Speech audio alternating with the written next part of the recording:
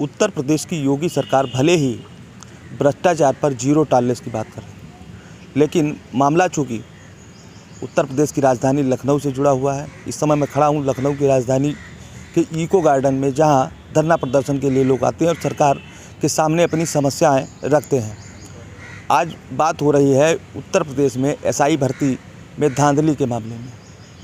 कुछ युवा हैं हमारे साथ जो कि एसआई के लिए अभ्यर्थी रहे हैं और ये लोग आरोप लगा रहे हैं कि भर्ती के दौरान जो सही से मानक होने चाहिए तो पूरे नहीं किए गए और कहीं न कहीं भ्रष्टाचार का आरोप भी लगा रहे हैं। इनसे जानते हैं क्या है पूरा मामला और किस समस्या को लेकर ये लोग धरने पर बैठे हैं।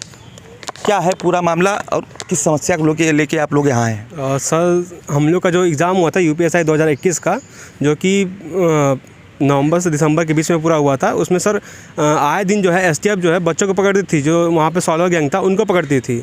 और उसके बाद अभी भी डीवीपीएसटी हो रहा है, उसमें भी बच्चे पकड़े जा रहे हैं जिनका बायोमेट्रिक मैच नहीं कर रहा है, लेकिन उसके बावजूद भी कोई कार्रवाई नहीं हो रही है। तो सर इसी के अगेंस्ट में हम लोग यहाँ पे हैं, ताकि इस चीज़ को जाँच किया जाए, ताकि जो सही बच्चे हैं वो वहाँ पर पहुँचें। आप लोग इस लड़ाई को कितने दिन से लड़ रहे हैं? सर हम लोग 21 अप्रैल से यहाँ पे डटे हुए हैं हम लोग। अब तक क्या स्थिति है? सरकार की तरफ से या प्रशासन की तरफ से कोई आप लोग को कोई आश्वासन मिला है? सर ऐसा तो प्रशासन की तरफ से कोई आश्वासन नहीं मिला है। अब आप ही लोग हैं मीडिया बंधु, तो आप ही लोग से हम रिक्वेस्ट करते हैं कि आप लोग हमारी बात वहाँ तक पहुँचा सरकार के पास। इस पूरे मामले में आप लोग बैठे हैं, जो इस पूरे मामले में किससे किससे शिकायतें करी अब तक? हम लोगों ने केशव प्रसाद मौर्य से करी है, ब्रजेश पाठक से करी है, अभी सीएम तक की नहीं पहुँच पाए हैं।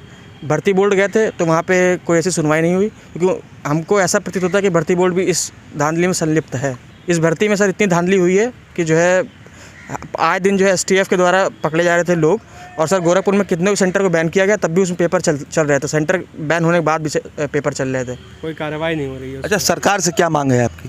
सरकार से यही मांग है कि जो इसमें निष्पक्ष जाँच करी जाए।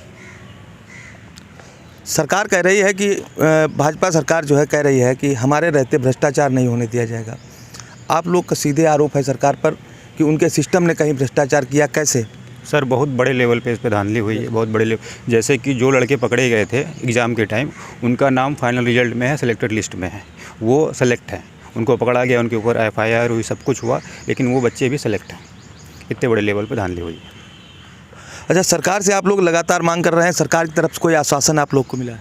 अभी तक कोई आश्वासन नहीं मिला। जहाँ गए भर्ती बोर्ड डीजी के पास भी गए, वहाँ से बस आश्वासन में यही मिला है कि कार्रवाई जो भी होगा सूचना दे दी जाएगी। कहाँ के रहने वाले हैं आप लोग? मैं तो यहीं लखनऊ का।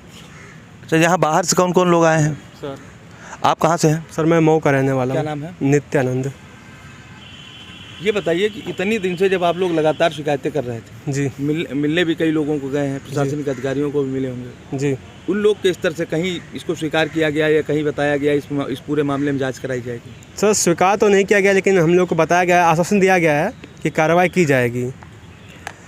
सरकार कह रही है कि भ्रष्टाचार होने नहीं देंगे और यहाँ लोग बैठे हैं, इनका कहना है सीधे सीधे सरकार भ्रष्टाचार सरकार की आंखों के तले हो रहा है, उनके प्रशासन के लोग साथ नहीं दे रहे हैं। क्या है पूरा मामला? सर मामला ये है कि ये एग्ज़ाम हुआ था 12 नवंबर से 2 दिसंबर बीच में यूपीएसआई 2021 में, और ये भर्ती अप्रैल की निकाली हुई है। और इसमें इसी बीच में लोग पकड़े जा रहे थे, लेकिन एसटीएफ पकड़ रही थी, लेकिन कोई भर्ती बोर्ड कोई कार्रवाई नहीं किया कि बीच में परीक्षा रोक दी जाए, क्योंकि इतनी लगातार धांधली हो रही थी। बच्चे अंदर जाके, जो बच्चे अंदर जाते थे, प्रवेश करते थे, वो अंदर प्रवेश करते थे, उनका सिस्टम हैक करके बाहर परीक्षा दिलाई जा रही थी। समझिए बच्चा गाड़ी में बैठ के पेपर दे रहा है, ये लैपटॉप पेपर हो रहा है। लैपटॉप पेपर नहीं होता, सिस्टम पेपर होता है। इन्होंने देखिए कैमरा, वेब कैम लगा हुआ है इसमें, और ये सिस्टम पे इन्होंने जितना है परीक्षा दे रहे हैं। ये 28 नवंबर की सेकंड शिफ्ट का पेपर है, ये इन्होंने पेपर दिलाया। ये सिलेक्टेड कैंडिडेट है, इसमें सिलेक्ट भी हो गया डीपीएसटी में, ठीक है। और एक जो कि बच्चा था जो डीपीएसटी में पकड़ा गया, सर्वेश कुमार, ये प्रयागराज पड़ा गया, जबकि उसका बायोमेट्रिक मैच नहीं किया। उसने ये भी कबूल किया कि मेरे स्थान पे दूसरा बच्चा बैठ के एग्ज़ाम दिया था। तो ऐसे ही एक बनास का आया, तो बनास में डीपीएसटी हुई, उसमें एक लड़का पकड़ा गया। वो भी बोला कि मैंने 80,000 रुपये सोनू नाम के एक बिहार के लड़के को दिया, वो मेरी स्थान पेपर दिया। तो मतलब ये भ्रष्टाचार, मतलब ये एक पद पे नहीं हुआ है, ये 6,000 से अधिक पदों पर हुआ है। टेंडर दिया है एनएसईआईटी, वो ऑलरेडी 6 राज्यों में बैन है।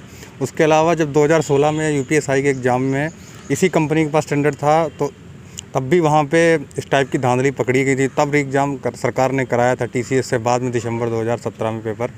तो सरकार इस बार ऐसा क्यों कर रही है, हम लोगों के साथ अन्याय क्यों कर रही है ऐसा? मेरा सरकार से मांग क्या है? सरकार तो चूँकि भ्रष्टाचार पे वो कह रहा है कि भ्रष्टाचार को लेके हम लोग कहीं किसी तरीके के बख्शने वाले नहीं भ्रष्टाचारियों को।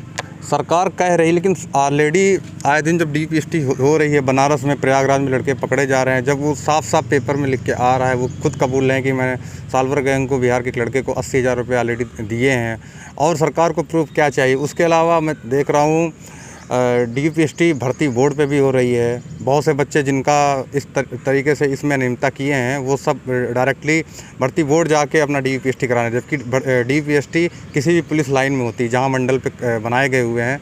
इस तरह से कई सारे एविडेंस हम लोगों के पास हैं।